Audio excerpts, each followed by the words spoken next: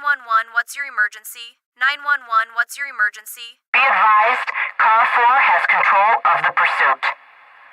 Proceed with caution.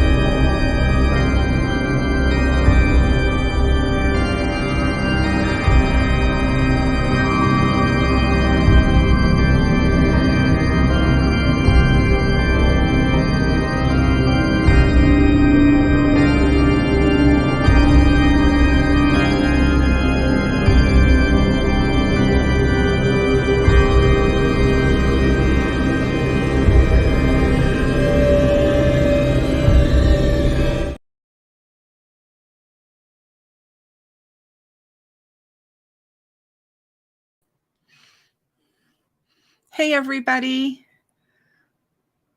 How are you all doing this evening? Hey, Brian from Tampa.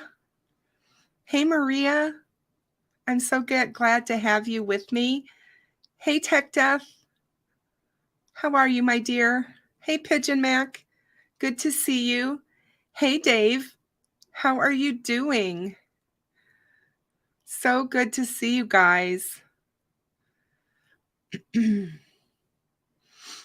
I hope everyone is having a good start to their week. It's been a kind of a quiet time in true crime. Hey, Melissa. How are you? Dave, I'm very glad to hear that. Hey, country girl. Good to see you.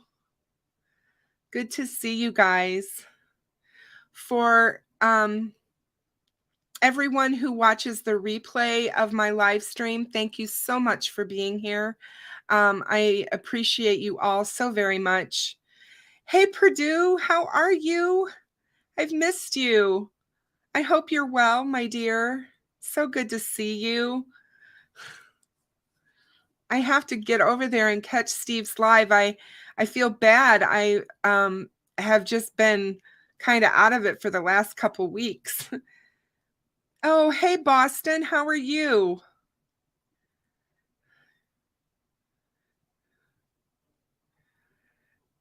Oh, that's good. Melissa, that's good. Hi, Daisy. How are you? I hope everything goes well for your father, Melissa.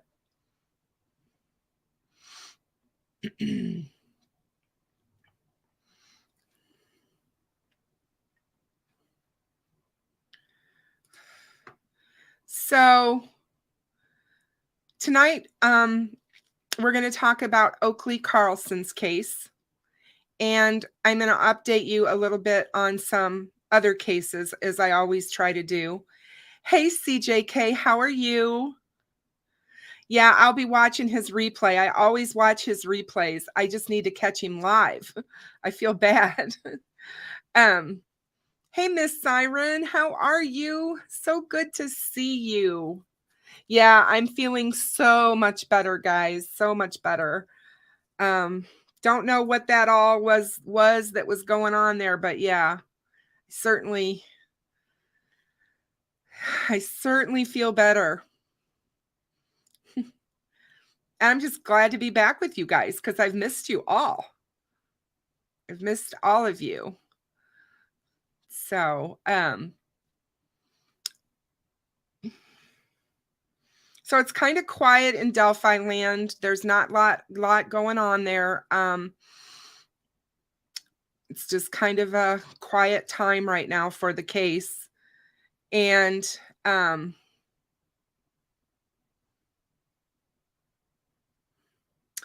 they stopped it. Okay. Well, I'm sorry to hear that, Melissa. Did they say why?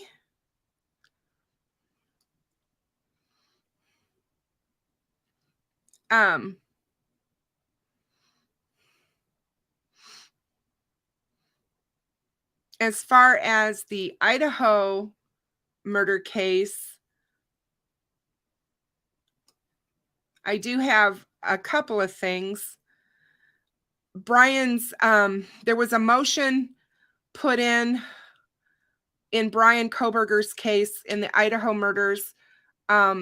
They are adding a death penalty lawyer to his case on the defense. I think we all expected that in this case. So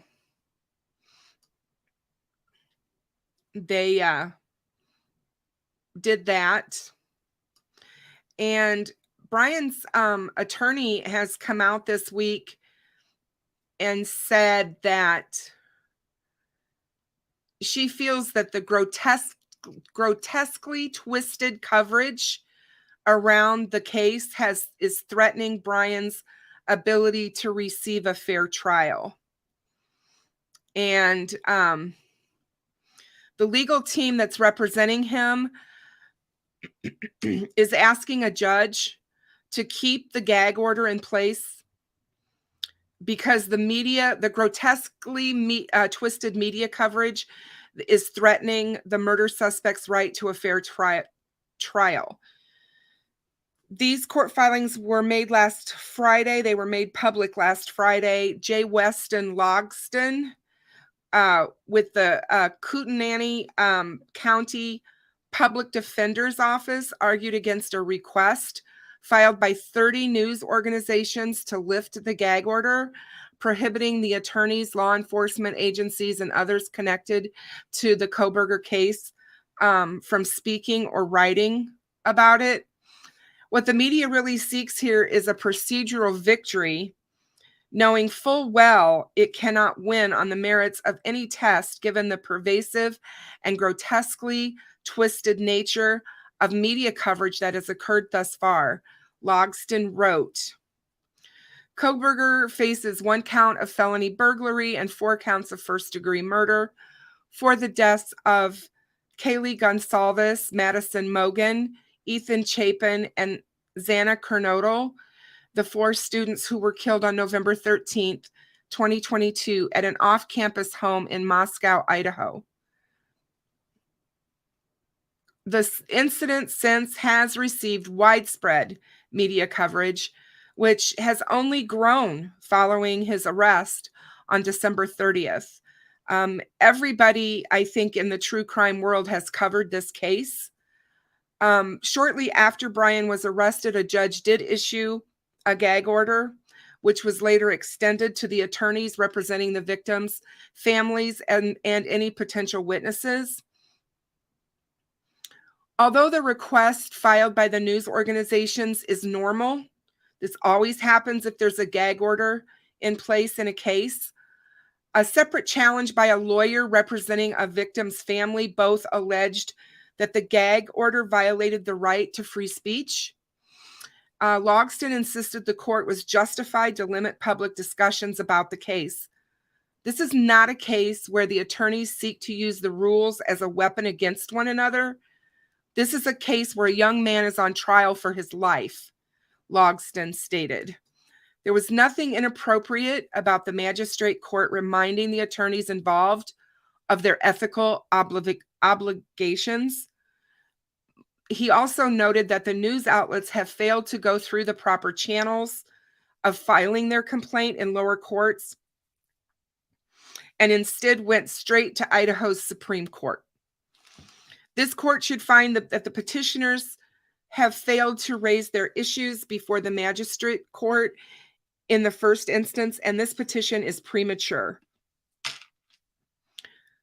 He went on to say that further, this court should find that the second part of the amended non-dissemination order in this matter merely echoes the ethical rules already binding on the attorneys and their agents and required no additional consideration or findings to be entered.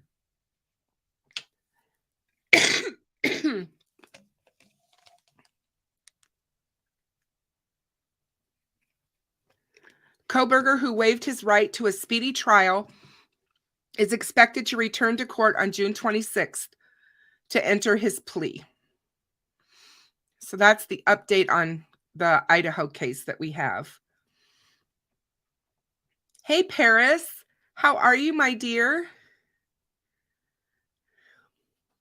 So good to see you. Thank you so much for my tea. You always keep me in my tea, and I love that.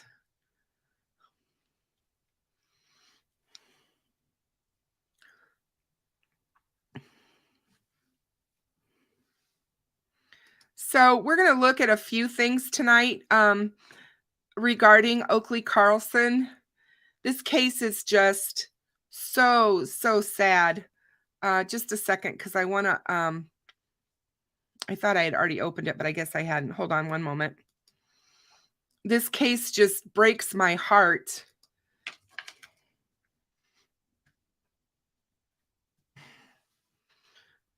She is such an adorable little girl, and the state completely and absolutely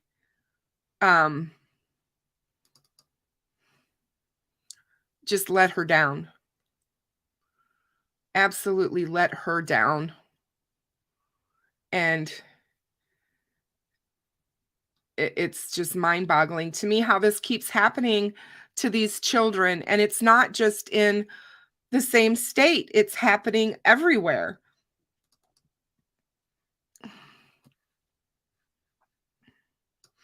I just want to get a couple of these things open, so just give me a moment. All right, that's good. I'm gonna share my screen with you guys so that you can see little Oakley. So this is a picture of Oakley Carlson right before she went missing. And this is her foster parents who had her from the time she was a baby until she was a little over 3 years old. And we're going to talk about this case. It's just unbelievable.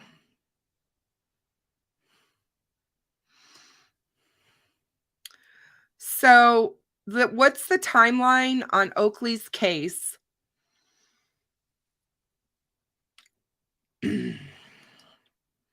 We're going to go over that. Oakley was someone who did not know a stranger. She was such an outgoing and gregarious little girl. She always had a smile on her face, and she was so kind. She loved to make people laugh. So when she knew how to make you smile, she would always remember that and try to do it again. So she was very smart. She liked to tell jokes and would often follow up a joke with Waka Waka, just like Fozzie Bear from the Muppets.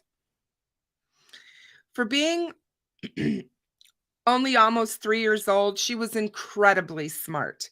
She spoke in almost complete sentences, demonstrated empathy, and questioned things that did not make sense to her. One of the examples of this is when she first watched the movie WALL-E, and Oakley realized that WALL-E was lonely and did not have friends. Tears welled up in her eyes, and she asked, why did he not have any friends? She then rejoiced when Eve showed up later in the movie, and suddenly WALL-E was not lonely anymore. Oakley loved to dance, and it was quite frequent that we would have dance parties in the living room for her to groove to. She admired her dance team, and she would always ask for her to play their songs from practice so that she too could dance like them. She loved Barbara Ann by the Beach Boys, and they probably played it at least 1,000 times for her. Oakley also loved to read and to be read too. It was never just one book at bedtime in her bed, but at least 4 or sometimes 5. And it was not uncommon to find her asleep in her bed with books as well. Her favorite books included Brown Bear, What Do You See? I've Loved You Since Forever, Night Night Little Pookie, and I Love You Blankie. Lastly, Oakley loved to show you that she loved you. There are countless photos of her hugging her family, her friends. She was always there to be sure to tell you that she loved you. She loved to hug, to snuggle, and to just touch you. Many times they would be on the couch together and her little foot would be touching my side just because she wanted to be touching me. Her love radiated out of her, and she always let it show. Oakley was the biggest blessing to my husband, our families, and our friends. Many times Eric and I would ask each other how we got so lucky with having her, because she was so happy all the time. And she was just an all-around good kid. When you see the photos and videos of Oakley, that's genuinely how she was with all of us all of the time, just happy, polite, and loved.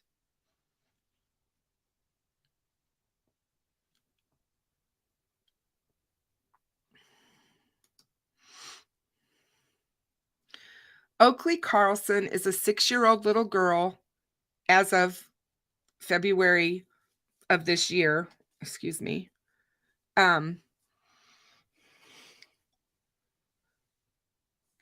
from Oakville, Washington, whose last known credible sighting was on February the 10th of 2021.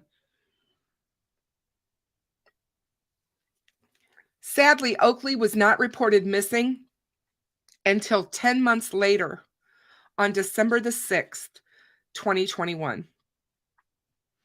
Prior to that time, there had been a fire at her house, and a school principal became concerned about her safety. Her biological parents, Jordan Bowers and Andrew Carlson, refused to give any information on Oakley's whereabouts and what happened to her. Bowers and Carlson remained suspects in Oakley's disappearance. Bowers and Carlson were both initially charged with 1 count of second-degree abandonment of a dependent child for neglecting to give their 6-year-old daughter a prescribed medication, and 2 counts of endangerment with a controlled substance for exposing their then 6-year-old daughter and 2-year-old son to methamphetamine. On March 14th, 2022, Carlson pleaded guilty to the 2 counts of endangerment. The Honorable Judge Savaboda stated during the sentencing hearing, "It's a father's job to protect your children. You certainly failed in that, Mr. Carlson." He was sentenced to the maximum 12 months in jail, but was released on August 3rd of 2022 after serving less than 8 months. On April 22nd, 2022, Bowers was sentenced to 20 months in prison for 2 counts of child endangerment with a controlled substance. Bowers was released from prison on January 15, 2023, but was immediately taken into custody and booked on 3 counts of identity theft in the first degree and 1 count of identity theft in the second degree in a case unrelated to Oakley. She is currently incarcerated at the Grays Harbor County Jail. Oakley spent from age 7 months to almost 3 years old in foster care with her loving foster parents, Jamie Jo and Eric Hiles, shown here next to her. They provided a safe and happy home where Oakley thrived. The Hiles, along with the community members, raised concerns about her care to the Washington State Department of Children, Youth, and Families many times throughout the years and even after Oakley left their care. They feel as though their concerns were not taken seriously and were simply ignored, and they are seeking answers for Oakley.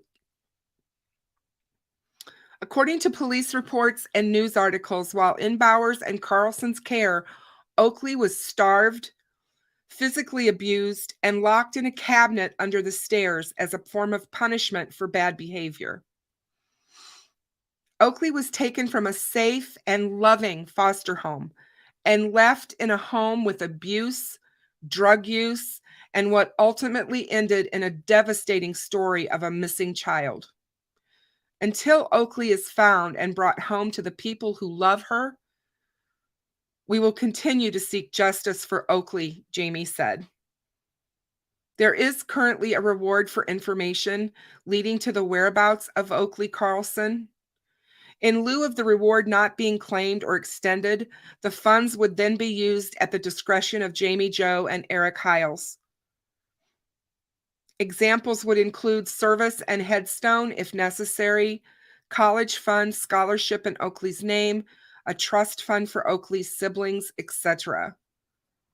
The reward will expire on December 6th, 2023.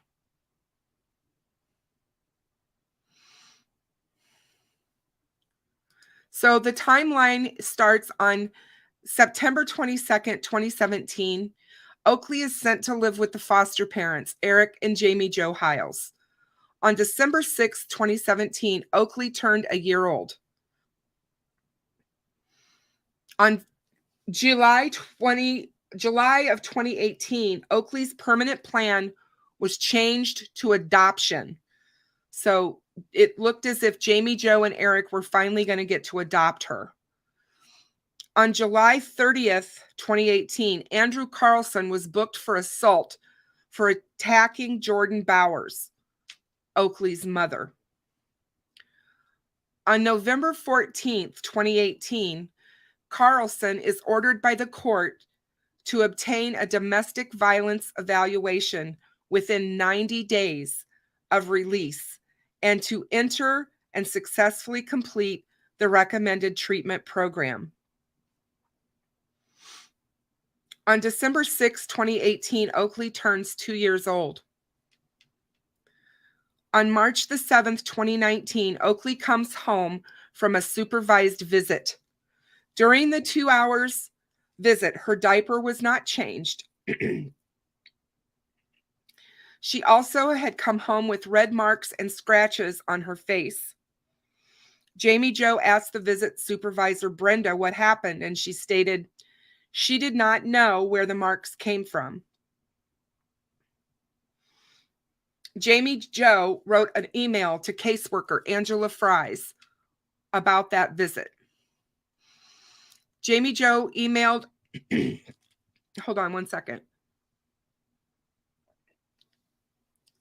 The Washington Department for Children and Family caseworker, Angela Fries, and she sent a recent visit observation log, which includes the incident from March 7th when Oakley came home from the supervised visit with the red marks and scratches on her cheek.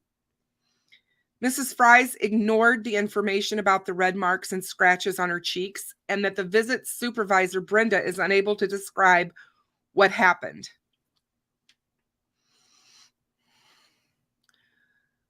The domestic violence treatment program Carlson is enrolled in wrote a letter on May 13th, 2019 to the Washington State Department of Children, Youth, and Family Services that stated, "This letter is to notify you of Mr. Carlson's failure to comply with his domestic violence treatment program. Mr. Carlson has failed to attend his group sessions since April 1st, 2019. This has resulted in Mr. Carlson's discharge from our program." On May 16th, 2019, the Washington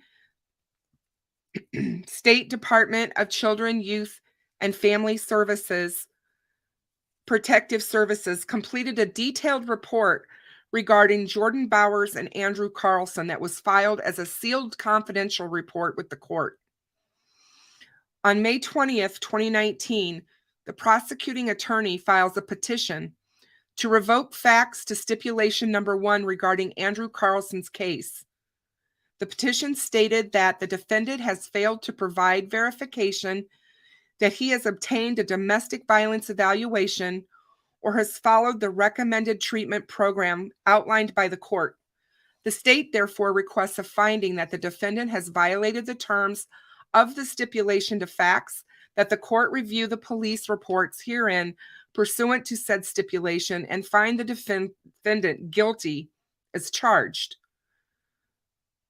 Between July and September of 2019, Carlson returned to court for additional hearings on the matter. September 30th, 2019, Jamie Jo Hiles stated that the Washington State Department of Children, Youth, and Families contacted her and her husband to make them aware that Oakley was going to be placed back in her biological parents' care in January of 2020. This makes no sense to me because they had already approved her for adoption. And with everything going on here and her dad not following through with his domestic violence evaluation and treatment and all of that, it makes no sense to me why they chose to take that little girl out of her loving home and put her back in the care of her biological parents. It just is mind-boggling to me. October 11th, 2019, the Hiles have a meeting at the Aberdeen DCYF office with Angela Fries and Catherine Eddy about concerns of returning Oakley so quickly. The Hiles were told she isn't your daughter, and being poor isn't a reason for someone to not have their children when the Hiles asked about neither parent being employed. I'm like, are you kidding me? She's not your daughter. They had raised her since she was a baby. October 19th, 2019, Oakley's first unsupervised visit with Bowers and Carlson takes place. On October 26th, 2019, Oakley came home from a visit stating there was violence between Bowers and Carlson. Oakley stated that she saw Bowers hit Carlson over a video that Oakley was watching on one of their phones. Jamie Jo emailed the social worker again, Angela Fries, and was told that there was no concerns and that Oakley loved her mom and dad.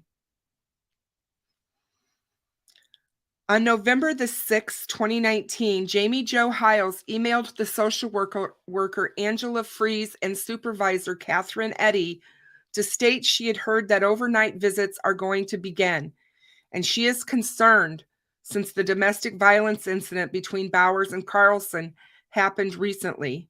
She also stated her concerns that things are moving way too quickly. Ms. Fries responded by letting Jamie Jo know that Oakley will in fact be reunifying with her biological parents even earlier than expected, with a new date of November 29th, 2019. On November the 9th, 2019, Oakley has her first overnight visit at Bowers and Carlson's home. On the 13th of November, Carlson returned to court and the judge reversed the motion and the charges of assault were dismissed. On November 17th, Eric Hiles emails the social worker, Angela Fries, and supervisor, Catherine Eddy, to ask about Oakley's transition to her biological parents. They never responded to concerns about why the transition was moved up so abruptly. On November 29th, Oakley is returned to her biological parents, Jordan Bowers and Andrew Carlson. Jamie had described giving her back as the most heartbreaking moment of their lives. On December the 6th, 2019, Oakley turns 3 years old. Per Washington State DCYF, Oakley's dependency matter was closed and the paperwork was signed by the social worker, Angela Fries. July 27th, 2020, per court documents regarding a custody hearing not related to Oakley Carlson. In these documents, counsel referenced a detailed report that by the Washington DCYF CPS completed on May 16th, 2019, and expressed the following concerns about Bowers and Carlson. Ms. Bowers was recently ordered to undergo a urinalysis. Counsel only has an illegible copy of the results. Furthermore, the CPS report specifically noted a comment Mrs. Bowers made to her social worker that she knew how to pass a urinalysis. Counsel received copies of letters dated June 24th, 2020, written by DSHS from Ms. Bowers, indicating that she and Mr. Carlson have completed court-ordered services. However, the counsel has not received actual written documentation from the treatment agencies. In addition, the CPS report states that Ms. Bowers received 2 domestic violence assessments. The first assessment recommended 1 year of domestic violence treatment. Therefore, Ms. Bowers apparently obtained a second domestic violence assessment that concluded no service was necessary.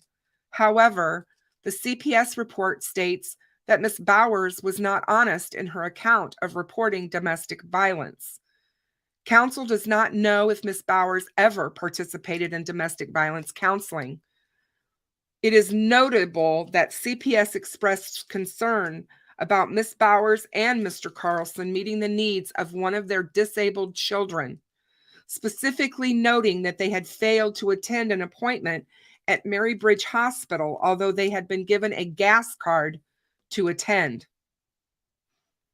In August of 2020, per court documents, the last time Oakley's 6-year-old siblings' medical prescription was filled. Between September 2020 and December of 2021, according to court documents, Bowers and Carlson stopped giving Oakley's 6-year-old sibling her medication. On December 6, 2020, Oakley turned 4 years old.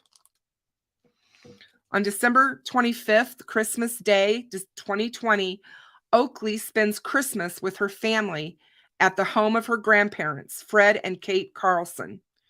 During the investigation, Oakley's grandmother told police Oakley didn't look well. According to court documents, Oakley's grandmother told police Oakley had dark circles under her eyes, very pale skin, and that she had scratches or sores on her face. January 26, 2021, Jamie Jo calls DCYF after seeing a photo of Oakley from December of 2020. An associate of the family showed her the photo, who received it from Kate Carlson, Oakley's grandmother. Oakley's biological grandmother. It appeared she had a black eye. Jamie Jo had heard rumors that Carlson was fired from his job at Murphy Veneer in Elma, Washington for drug use. Jamie Jo consulted with the Elma police chief, Chief Susan Schultz, and asked for advice. Chief Schultz told her that she personally could not do a wellness check on Oakley as Oakville was out of her jurisdiction, but that Jamie Jo could call the Washington DCYF and a sheriff would go out to Oakley's residence, Jamie Jo called Washington DCYF and spoke with intake worker Morgan Artis. He spoke very sternly to Jamie Jo and let her know that since she did not witness any incidents firsthand, he presumed that her information was inaccurate and told her she could get in trouble for making false reports. Jamie Jo told him she was as a mandated reporter by profession and was very concerned about Oakley's safety. On January 27, 2021, there is a verified sighting of Oakley Carlson per Grays Harbor Sheriff's Office after Jamie Jo Hiles called the Washington DCYF about her concerns about Oakley's safety. There was a Washington DCYF case opened, and the caseworker went to check on Oakley and her siblings. February 10th, 2021, there is another credible sighting of Oakley Carlson per Grays Harbor Sheriff's Office. Oakley was last seen alive by someone who was associated with the family per the sheriff's office. March 24th, 2021, the Washington DCYF called and asked if Jamie Jo had seen Oakley or her sister. Jamie Jo told them she had not, as she was not involved with that family anymore. Washington DCYF did not tell her why they were calling. The end of March 2021, Washington DCYF closed the case without seeing Oakley Carlson alive. On November the 6th, 2021, Carlson calls dispatch at 16:54 p.m. to report a fire at the family home that took place around 10 a.m., according to him. He stated to dispatchers that his daughter Oakley used a cigarette lighter to light the couch on fire and that he put the fire out himself. He stated a response was not needed but wanted to report the fire. Bowers had also told others Oakley had started the fire and that she and her husband fought the fire for about 4 hours. Fire investigators first stated that the fire had started from the microwave on the kitchen counter. We now know this information was incorrect. On November 10th, 2021, Oakville Elementary School principal Jessica Swift went to Oakley's home to bring the family supplies after the fire. She stayed at the house for about 45 minutes. When Swift asked about Oakley, Bowers and Carlson told Swift that Oakley was in her room. On November 17th, 2021, GoFundMe is created to benefit Jordan Bowers by Anna Johnson after the fire at the 177 Bartell Road residence. On November 18th, 2021, Jamie Jo Hiles emails the Washington DCYF caseworker Angela Fries and her supervisor, Catherine Eddy, to let them know about the fire and the suspicious GoFundMe. Jamie Jo did not receive a response. On November 19th, Jamie Jo calls the Washington DCYF about the fire. On November 24th, Swift went back to Oakley's home to drop off more supplies. Swift told police she stayed about 5 minutes and saw the other 3 children, but not Oakley. On November 30th, 2021, Bowers and Carlson claim they last saw Oakley. On December the 4th, 2021, Oakley's 6-year-old sister goes to Swift's home for a play date and a sleepover. According to court documents, when Swift asked Oakley about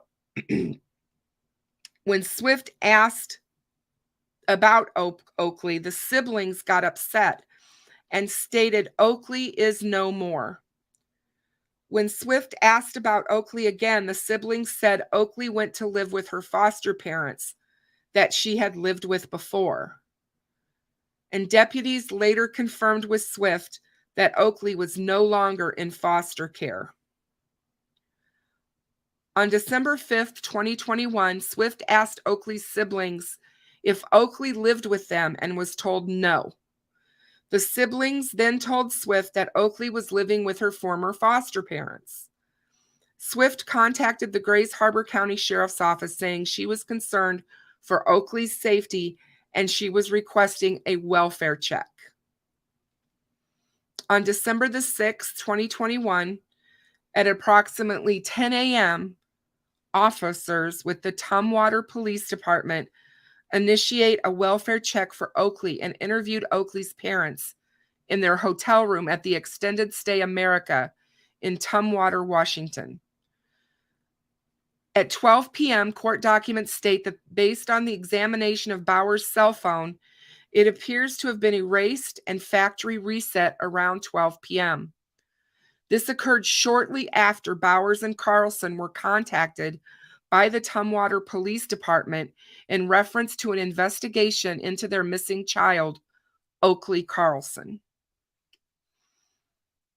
At 3:31 p.m., an officer confirmed that Bowers and Carlson left the hotel with their 2-year-old and returned to 177 Bartell Road. Carlson calls Thurston County non-emergency line to report Oakley is missing and that they have not seen her since November 30th, 2021, only after being confronted by law enforcement at the hotel.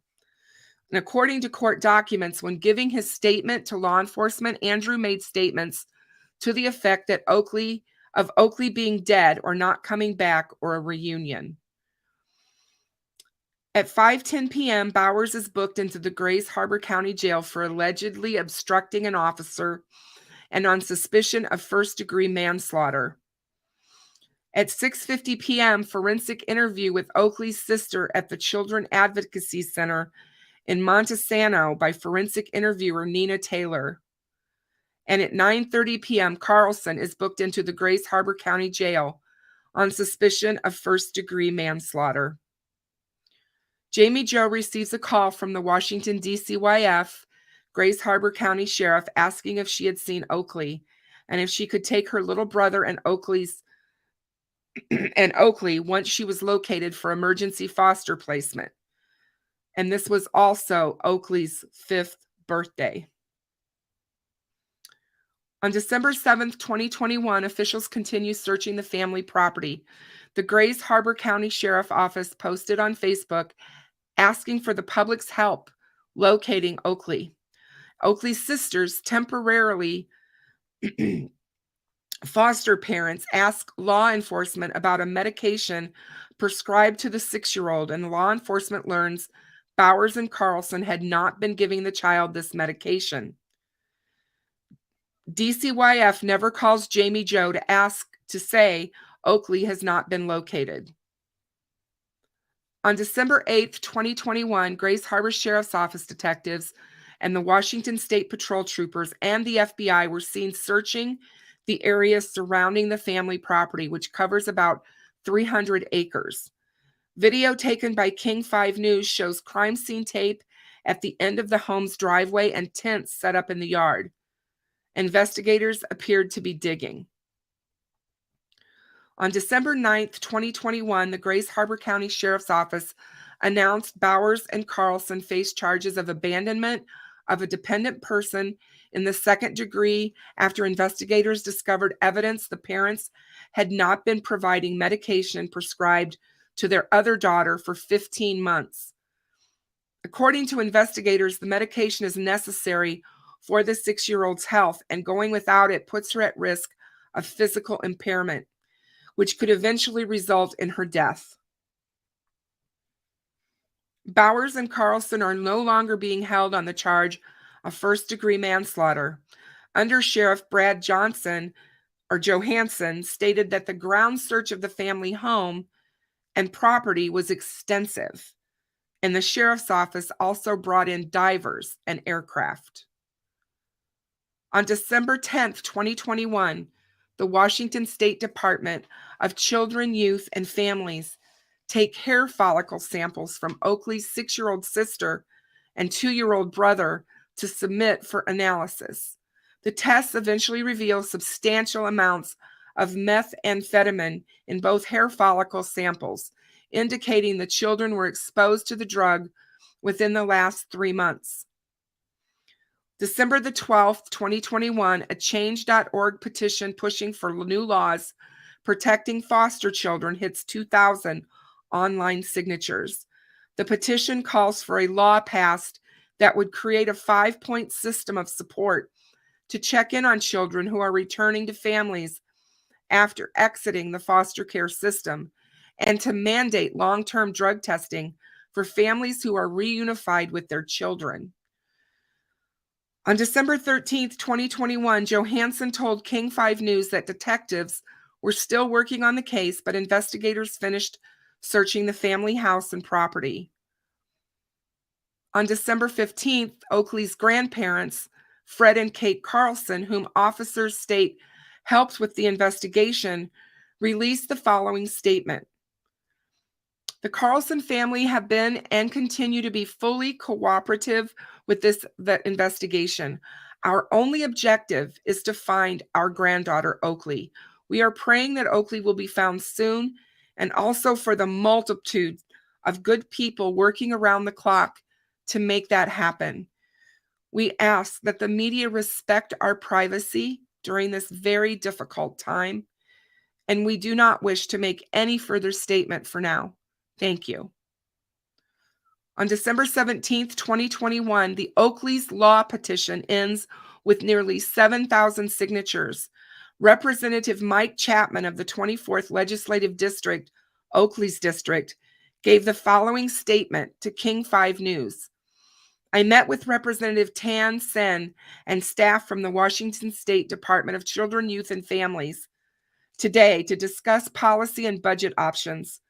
We should have a better scope of solutions when we meet in January.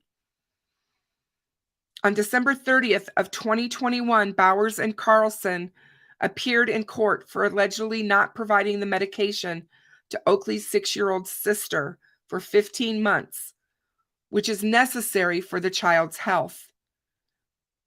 Grays Harbor County Superior Judge Catherine Savoda found probable cause for 1 count of abandonment of a dependent person in the second degree against both Bowers and Carlson, and bail was set at $150,000. Bowers and Carlson were expected back in court for their arraignment on January 10th, 2022. The abandonment charges are unrelated to the investigation into the disappearance of Oakley. Although Chief Criminal Deputy Jason Walker alleged during Thursday's hearing that Bowers and Carlson clearly know what happened to the 5-year-old child and they're not saying anything. Before Thursday's court hearing, demonstrators gathered outside the courthouse demanding justice for Oakley. On December 30th, 2021, demonstrators hold a rally outside of the jail demanding answers about Oakley. Bowers and Carlson both plead not guilty on January 10th, 2022 to second-degree abandonment of a dependent child. Their trial date is set for April of 2022. On January 20th of 2022, Deputy Prosecutor Jason Walker submits a motion in Grays Harbor County Superior Court to file amended information adding 2 counts of endangerment with a controlled substance to Bowers and Carlson's cases, citing the results from the hair follicle tests that show methamphetamine in both hair samples. On January 28th of 2022, the Grays Harbor County Sheriff's Office submits new evidence to the Grays Harbor County Prosecutor Office. Based on this evidence, Walker alleges Bowers and Carlson exposed their 6-year-old and 2-year-old to methamphetamine as early as July 1st, 2021. On January 29th, 2022, demonstrators hold a rally outside the jail demanding answers about Oakley. On January 31st, Bowers and Carlson appear in court for omnibus hearings. The judge schedules a hearing for February 7th to add 2 new charges to their cases based on the new evidence from the sheriff's office. On February the 7th, 2022, Bowers and Carlson each plead not guilty to 2 counts of endangerment with a controlled substance. On February the 10th, Light the Way Missing Persons Advocacy Project starts a weekly email and phone campaign to contact Governor Inslee, Attorney General Ferguson, Washington legislators, and the Washington DCYF leadership to request an immediate outside agency review of Oakley Carlson's case. This campaign continues each Thursday. February 22nd, 2022, Bowers and Carlson appear in the Grays Harbor County Superior Court for omnibus hearings. A 3.5 suppression hearing to determine whether statements of guilt made by Bowers can be used as evidence in trial is scheduled. On February 26, demonstrators hold a rally outside the jail demanding answers about Oakley Carlson. On March 12th, they hold another rally outside the jail. On March 14th, Bowers and Carlson appear in court for trial readiness hearings. Carlson pleaded guilty to 2 counts of endangerment with a controlled substance. On March 17th, Jamie Jo Hiles and the Light the Way Missing Persons Advocacy Group attend the Washington DCYF Oversight Board meeting and submit public comments. On March 18th, Patrick Dowd, director of the Office of the Family and Children's Ombuds, calls Jamie Jo Hiles to introduce himself and state he cannot tell her anything in regard to the complaint she has filed, but she should tell him everything they know. This was the day after the Light the Way Missing Persons Advocacy Project spoke at the Washington State DCYF Oversight Board meeting for the first time. On March 25th, Bowers appears in court for a 3.5 suppression hearing, and the judge rules that statements made by Bowers to a corrections officer can and will be used in trial. On March 28th, Carlson appears in Gray Harbor County Superior Court for his sentencing. During the hearing, the Honorable Judge Svoboda states, "It is a father's job to protect your children, and you have failed at that, Mr. Carlson." He was sentenced to the maximum 12 months in jail, and in addition, he must not possess or use controlled substances, including marijuana or THC, without a valid prescription. He must obtain a chemical dependency evaluation within 45 days of his release, which includes following up with any treatment recommended, and provide proof to the court within 6 months of his release. Carlson is not to possess any firearms, and he is not to have any unsupervised contact with anyone under the age of 18, with exception of his biological children. Svoboda said contact with his biological children would be decided in dependency court. Carlson is due back in court September 12th, 2022 at 9 a.m. in person by Zoom for chemical dependency hearing. On April the 4th, 2022, Bowers appears in court for a facts and conclusions hearing. The defense had no objection to the witness list presented by the prosecution, and the defense did not present a witness list other than the defendant, Jordan Bowers. The readiness hearing will take place next Monday, April the 11th, 2022. On April 6th, Bowers appears in court again for a dependency hearing. Her attorney puts in motion requesting that Bowers' telephonic visits with her children and mentions Oakley's name in the motion. The Honorable Judge Mistaction denied Bowers' request, saying it was not in the best interest of the children. On April the 8th, Bowers pleads guilty to 2 counts of endangerment with a controlled substance. And on April the 9th, demonstrators hold another rally outside the county jail. Jordan Bowers was sentenced to 20 months in prison on April 22nd for 2 charges of child endangerment with a controlled substance. Demonstrators held a rally outside the courthouse and demanded answers in where Oakley is as she was being sentenced. On May 26, Jordan Bowers is transferred out of jail to the Department of Corrections facility in Gig Harbor, Washington, to begin serving her 20-month prison sentence. May 27th, Governor Inslee sends a letter to Mr. Patrick Dowd, the Director, Office of the Family and Children's Ombudsman, initiating a review of Washington's DCYF. I believe it is prudent and appropriate to request an examination of the agency's handling of this case, whether to affirm that DCYF followed all proper protocols and policies, or to identify whether agency actions may have contributed to her disappearance. Once you have completed your analysis, my expectation is that you will report back with your findings and any recommendations. I thank you and your staff for the incredibly valuable and important work you do on behalf of children and families. On May 27th, Patrick Dowd, the Director of the Office of the Family and Children's Ombuds, calls Jamie Jo Hiles a second time. He again states he cannot tell her anything in regard to the complaint that she has filed, but she should tell him everything they know.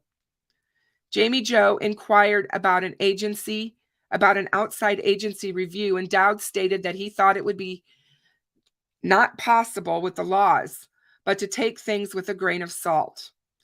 He also said that if an outside agency were to investigate, then it would not be possible for them to get records about Oakley. He said in the future he would like to meet with Jamie Jo and hear about her complaints and see her records of where DCYF messed up. He never mentioned that Governor Inslee had requested a review of Oakley Carlson's case on that very same day. On June 24th, 2022, Patrick Dowd, the Director of the Office of Family and Children Ombuds, calls Jamie Jo Hiles a third time. He again states he cannot tell her anything. Jamie Jo reviews her timeline of the failures of DCYF and the caseworker Angela Fries and supervisor Catherine Eddy with Dowd, and Dowd lets Jamie Jo know that the Ombuds office cannot release any information publicly until a fatality review is requested. Dowd tells Jamie Jo he hopes for a fatality review. He did not mention the request for an investigation or next steps at the end of their conversation. On June 27, 2022, Jordan Bowers is transferred to the Mission Creek Corrections Center for Women in Belfair, Washington. On July the 7th of 2022, Jamie Jo Hiles and the Light the Way Missing Persons Advocacy Group attend the Washington DCYF Oversight Board meeting and submit public comments. On July 16th, 2022, the Hiles family, along with the Light the Way Missing Persons Advocacy Group, hosted Paint the Night Pink, an auction and dinner for Oakley, and raised nearly $50,000 for her reward fund. On July 21st, Catherine Leathers, General Counsel for Governor Inslee, sends Light the Way Missing Persons Advocacy Project the following email. Thank you for reaching out and for your advocacy on behalf of Oakley Carlson and others. I don't have the words to adequately acknowledge the pain that the Hiles must be experiencing, and I cannot imagine it. I also do not have the necessary expertise that would enable me to be personally helpful in assessing the facts of this case. To that point, I wanted to let you know that in May, the governor asked the Office of the Family and Children's Ombuds to conduct an analysis of DCYF's handling of this matter. I believe that the OFCO does have the necessary expertise to conduct a thorough and independent review, and that the OFCO will report their findings and any recommendations to the governor in a timely manner. I have attached a copy of the governor's letter to OFCO here. Respectfully, Catherine. On July 21st, Jamie Jo Hiles and the Light the Way Missing Persons Advocacy Group attend the Washington DCYF Oversight Board meeting and submit public comments. July 31st, demonstrators hold a rally outside the jail demanding answers about Oakley Carlson. On August 3rd, Andrew Carlson is released from the Grays Harbor County Jail for child endangerment charges. He's released early after serving 8 months. On September 1st, Jamie Jo Hiles and the Light the Way Missing Persons Advocacy Group attend the Washington DCYF Oversight Board meeting and submit public comments. On September the 9th, Patrick Dowd, the director of the Office of Family and Children's Ombuds, released the OFCO investigation report regarding Oakley Carlson that was requested by the governor on May 27, 2022. The report cleared the Washington DCYF of any wrongdoing in the investigation of Oakley Carlson's case. The report did state that the OFCO investigation included a full review of relevant records and documents and interviews with individuals with direct involvement or information about the department's handling of this case. Our investigation particularly focused on family reunification efforts, permanency planning, and the department's response to any identified child safety or risk factors prior to and after Oakley was returned home. We have found that the department's actions and conduct in this case were consistent with the laws, policies, and court orders. Our investigation, however, identified opportunities to improve services to families and specifically to preserve and strengthen the parent-child bond when a child is removed from the home. Family time or parent-child visits are critical to promoting bonding, attachment, healthy child development, and successful family reunification. Our elected officials and agency leaders must ensure that adequate resources are dedicated to family time services so that parents and children receive the maximum visitation possible. Furthermore, reunification planning should not only focus on a parent's successful compliance with services, but should also address parent-child bonding and attachment issues. We have documented the issues and findings raised in this investigation and will include them in our annual report to the governor and to the legislature. On September the 12th, 2022, Andrew Carlson is a no-show to his 9 a.m. chemical dependency review hearing. The judge issues a bench warrant. Carlson then makes a surprise visit to the 1 p.m. criminal hearing, then again at the 2 p.m. where his warrant is quashed, and he is scheduled for another hearing for the following week.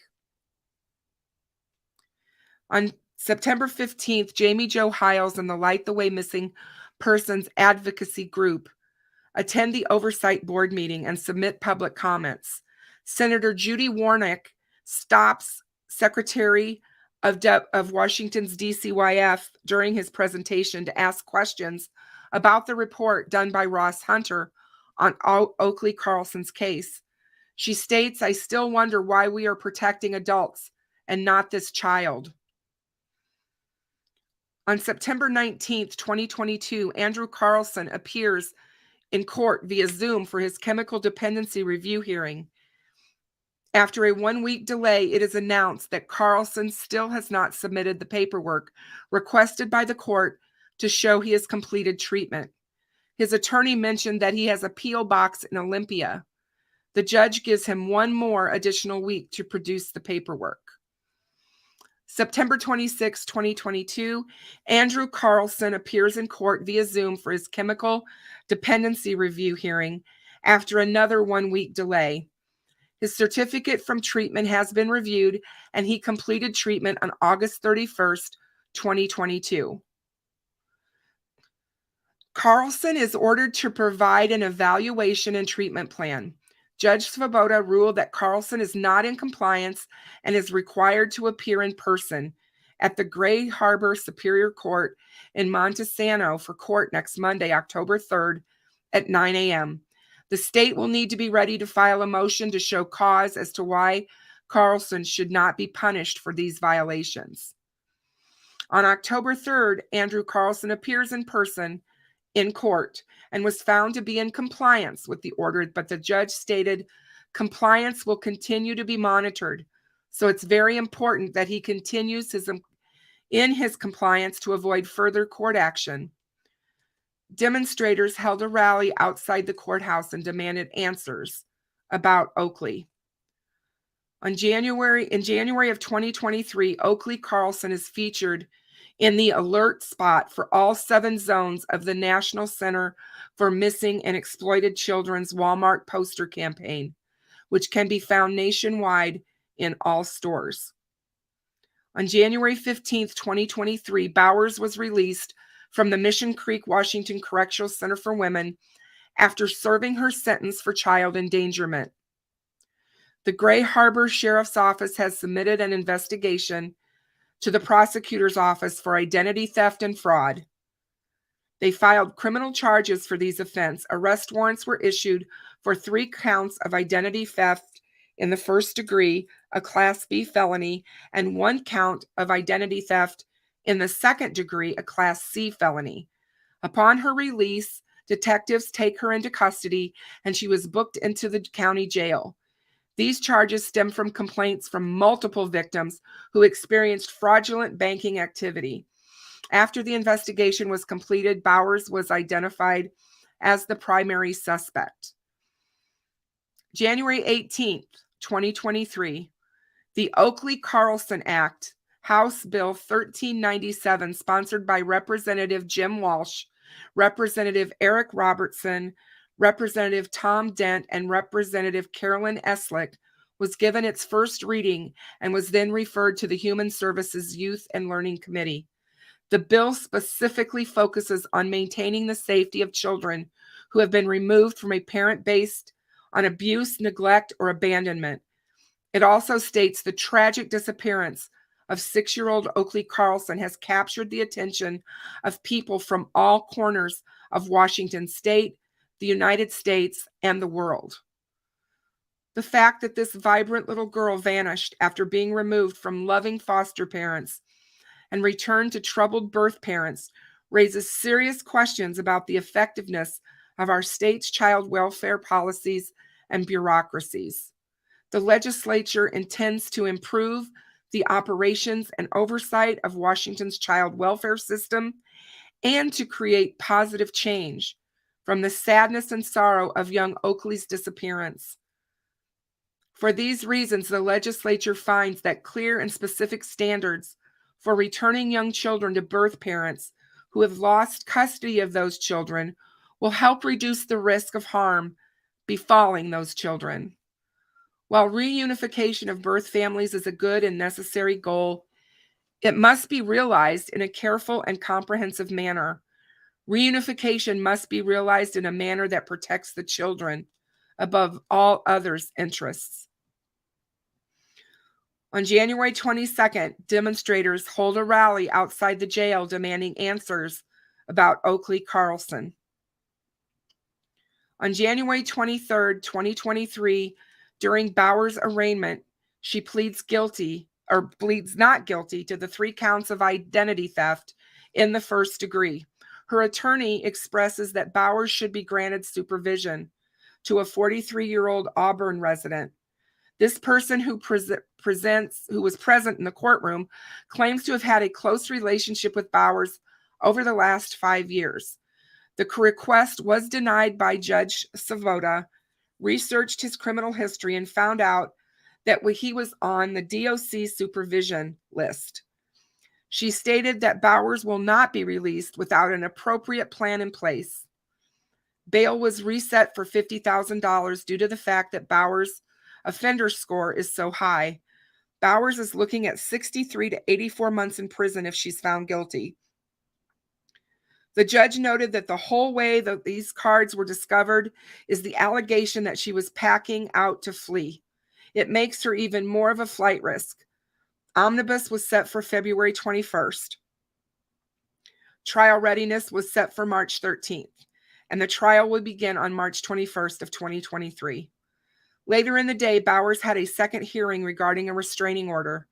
Trevor Perez, the father of Bowers' oldest son, has been seeking a permanent no-contact order against her. Bowers was a no-show, and Perez was advised to file a motion of default and submit the proposed parenting plan that he initially presented on his final orders for entry. That hearing was continued until February 6th. So that's the timeline of Oakley's story.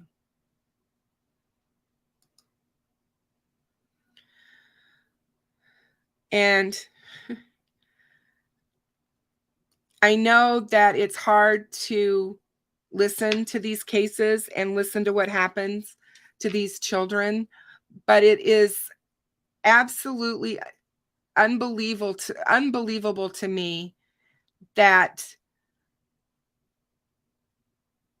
Washington State, we've got Washington State here. We had the little girl in Oklahoma this past fall, same kind of thing, where her parents just kind of, left her and her sister standing on a street corner, supposedly. And it come to find out one of the girls was murdered. This just keeps happening in our country, and we need to speak out about it more, in my opinion. These kids don't have a chance, and Oakley didn't deserve what happened to her at all. Hang on a second, I want to pull this up. Here is a picture of, I think I can get it to work a little better here. Hold on. Pull it. This is a picture of her parents.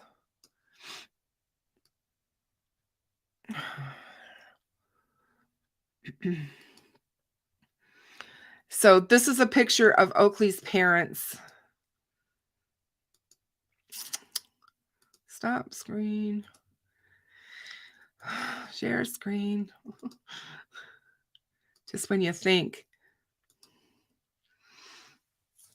So these are the people that were, this is the woman who gave her life, her mother, her biological mother, and was supposed to care for her and make sure that she was protected.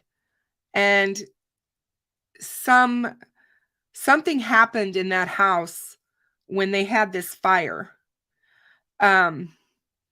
because it's just it's too crazy.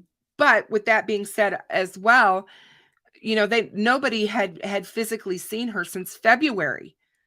So where was she and what happened to her? And the fact that they locked her in a little closet underneath the stairs, I can't even imagine doing that to a child, any child, but let alone a child this age. I just can't. I don't understand how people do this to their children. But the state absolutely let her down.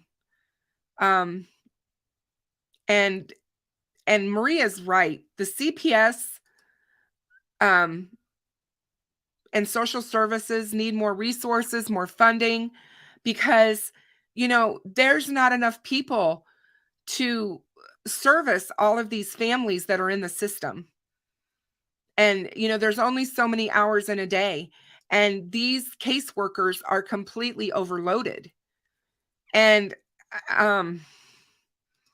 it's so sad, you guys. I mean, they are, Brian. They are meth heads. They both are. CJK, you are so right. Blood doesn't make you fit to be a parent. I've often said that, we have to have a license to drive a car. I almost think we need a license to be a parent. I mean, it's not realistic, but you know what I mean? It's like,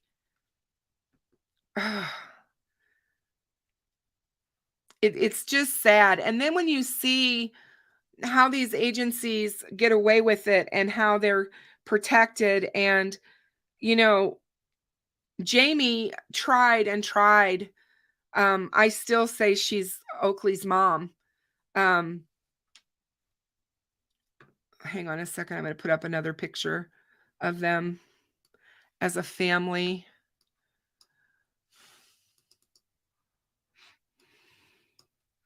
Because this is when they got her. Oops.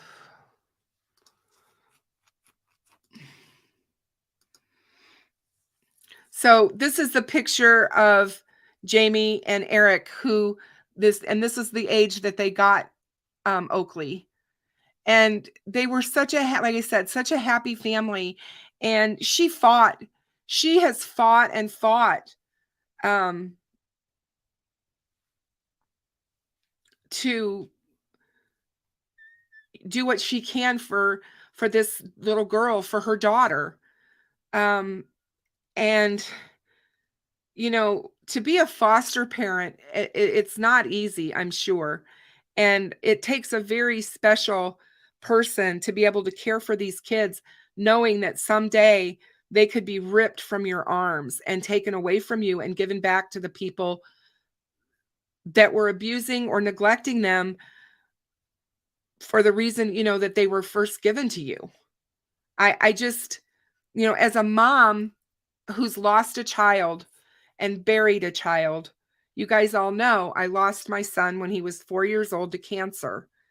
And knowing that, and knowing what I went through, I can't imagine being these parents and not knowing what happened to this little girl, and to know that she's just off the face of the planet. And I was talking to Maria today about this case and the fact that I was going to cover Oakley's case tonight. And we were talking about, this isn't something that just happens once in a while. This is happening all the time. We only hear about certain cases that get blown up. And thank you, Brian.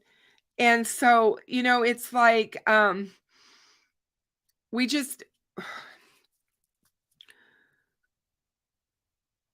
I just wish there was more that we could do and more of a voice. And I mean, they're still fighting for Oakley. They're still trying to find her, to figure out where she's at. What did they do with her? In my heart, I mean, there's people that wonder. I know there's a lot of thoughts out there. There are some people that believe that they may have sold her for money. I don't believe that happened. I believe that she's probably no longer with us. Her sister, when she was interviewed by police, said her mother told them she was never to talk about Oakley again, and that Oakley had gotten outside and was eaten by the wolves. What mother would tell their child that about their sibling? I mean, you hear of people doing stuff like this, and it just seems to be beyond the realm of understanding for most of us.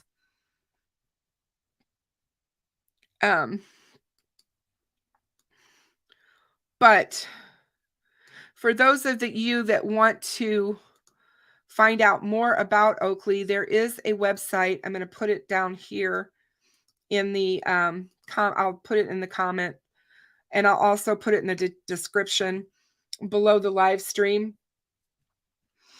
But there's ways for you to donate if you want to donate to help them. They still have events for people that live out that way.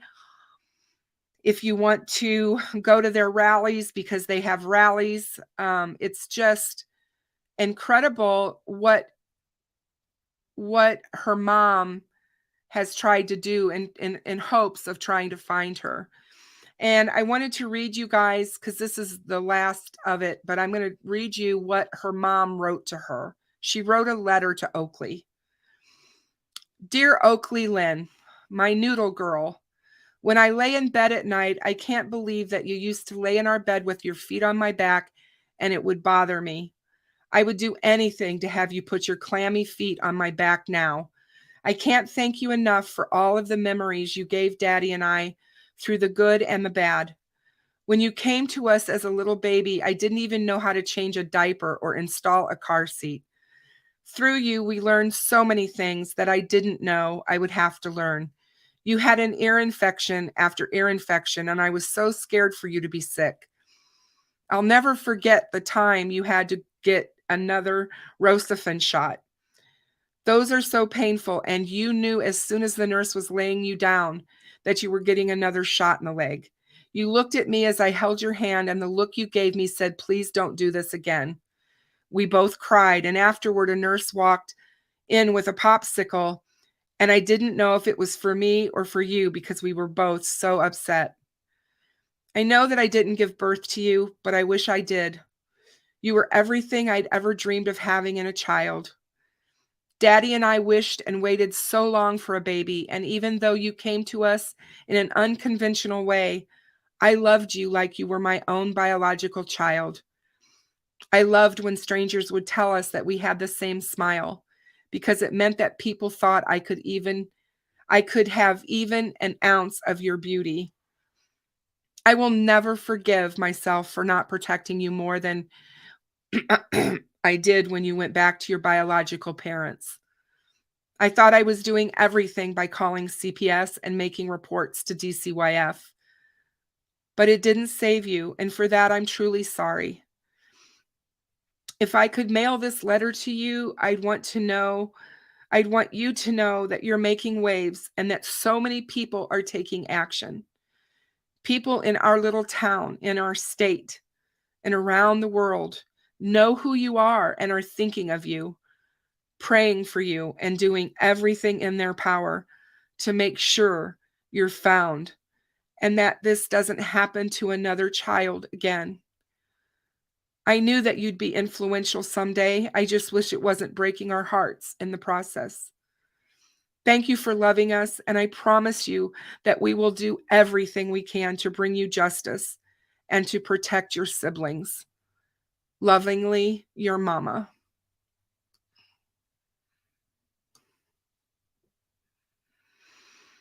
And it really does bring tears to my eyes, you guys, because I can't even imagine how Jamie and Eric feel. They were told they were going to get to adopt this little girl. And within 7 months of that, they were told, nope, we're going to send her back to the people who were already neglecting and abusing her. And it sickens me. But I do hope that you guys pray for this family, because I want to put up the other picture. Hold on a minute. Hold on a second, guys. Because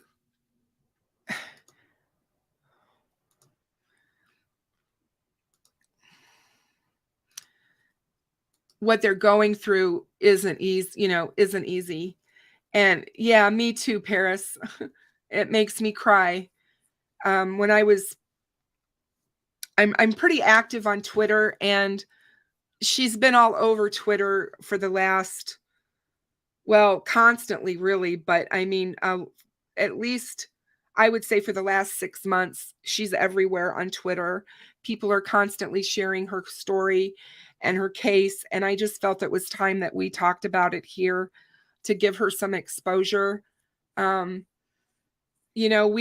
there's probably not anything that we can do to help Oakley anymore, but by sharing these stories and making people sick and outraged, that maybe people can do something with their legislature in their own states to make better laws and to help get the funding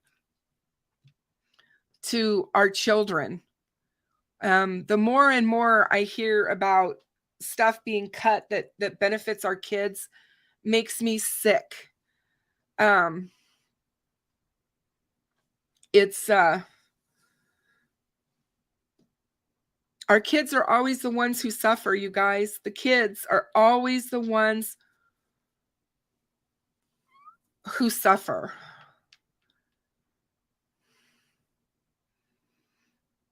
I know. Me too, Dave. Me too. It just makes me so angry. And hey, Deb, how are you? Good to see you. Good to see you. And I feel the same way, Vicky. It's just heartbreaking. And she was such a cute little girl. And then the description of her by her mom, you know, talking about the kind of child she was. It's just sickening and heartbreaking. But there are so many of these cases out there, and I don't want to see these parents get off. I really don't. I think that they need to be charged, and they need to go to jail for what they have done and not be allowed to do it to any more children. And there are just thousands of these cases, and they're happening every day all around us. And it's just mind-boggling to me, because it just doesn't get any better.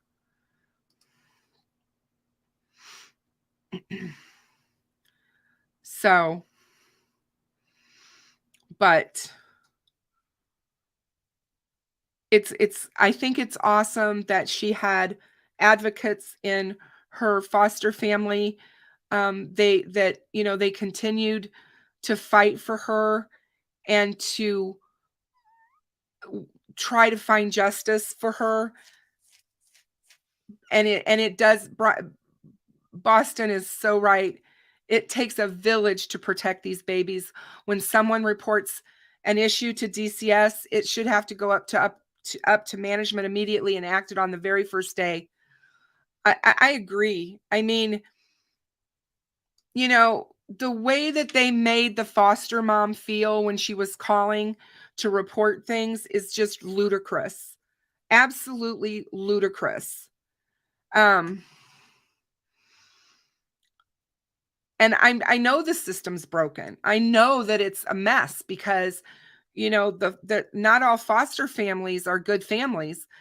Somebody said it earlier, you know, not everybody who goes into this for the good, but most people who do, it would be so hard to be a social worker, working with these kinds of families and kids. I could see how you could get burnt out really, really quickly.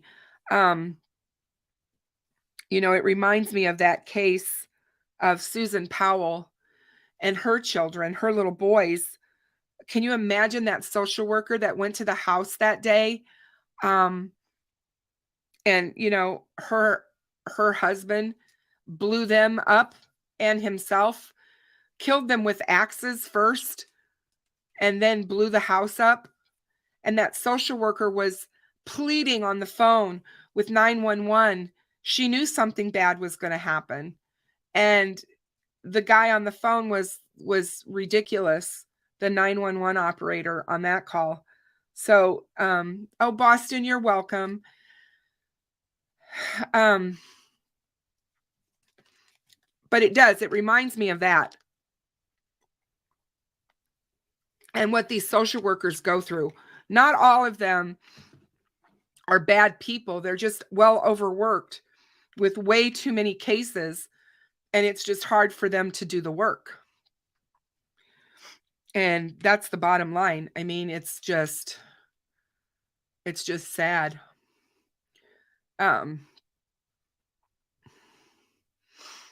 So, but I appreciate everyone sticking out to hear the case, and sticking around with me tonight.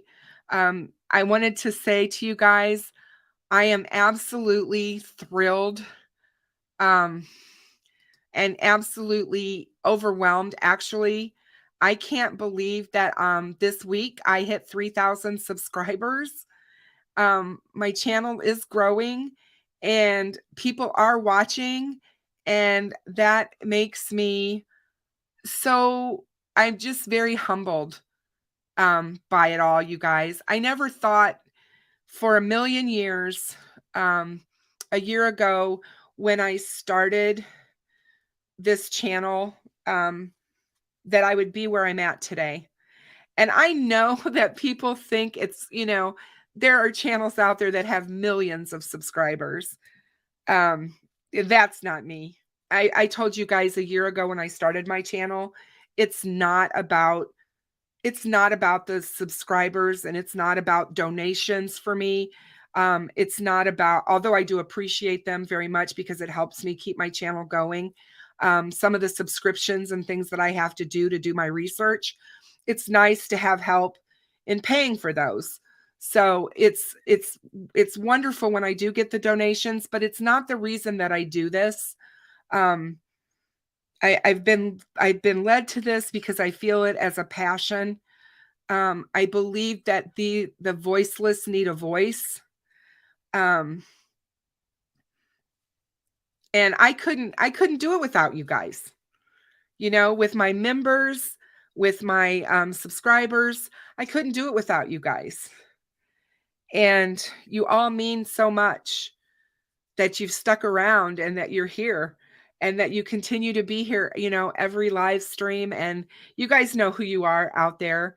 And like I told Maria today, I was gone for almost 2 weeks. It felt like I wasn't here, and I felt like the channel was suffering from it.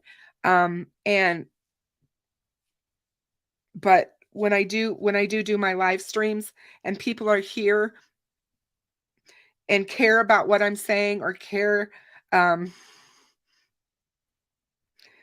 Brian, good. I'm so glad. I'm not just saying this. I have fantastic moderators, and we really do have a great community of people here. Very friendly, very, very kind to one another. And we all, can have differences of opinions, but we can do it respectfully. And so we try to run the channel that way, and I try to keep it that way. It's very important to me. And so I like I said, I appreciate you guys so very much to have you. And like I said, I was just floored when I realized that I had hit 3,000 subscribers. It made me feel good to know that I'm still kind of hanging around and people are still interested in what I have to say. Kind of crazy when you stop and think about it. But I appreciate you all. I will be back on Thursday. Not sure yet what I'm going to talk about on Thursday, but I will tell you I will not be here on Saturday, and I won't be here next Saturday. I have family events both days, but I may go live a different day. And if I do, I will definitely put it in the community post. So if you guys are not subscribed, please subscribe and hit the bell, the notification bell, so that you get notified when I go live, because that's the only way that you would know. And oh, Miss Siren, you are so kind. I appreciate you. Paris, I love you. You have been with me for almost the entire time. And you're always here. You're constantly buying me teas, at Buy Me a Coffee, and showing your support of me. And I just adore you. So thank you so much, for that. And you guys, please pay it forward and be kind. It doesn't take much to be kind. And I will see you guys all on Thursday. Take care, everyone. Good night.